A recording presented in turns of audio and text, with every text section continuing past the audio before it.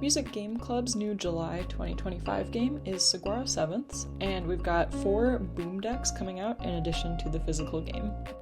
This series is all about gaining confidence in recognizing different kinds of 7th chords, and we're focusing on the 5 most common kinds of 7th chords that students will see.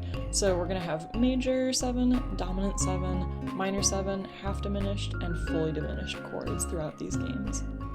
In deck number 1, students will see a 7th chord on a keyboard and must select which kind of those 5 types of 7th chords it is. We're going to have 7th chords always shown in root position, and for these games we're just going to be using C, F, and G chords. In boom deck number 2, students will again see a 7th chord and must select which kind it is, but this time they're going to be seeing the chords shown on a staff, and we'll have both treble and bass clef. In boom deck number 3, students will see 3 options of 7th chords both on the keyboard and staff, and a name of a given chord.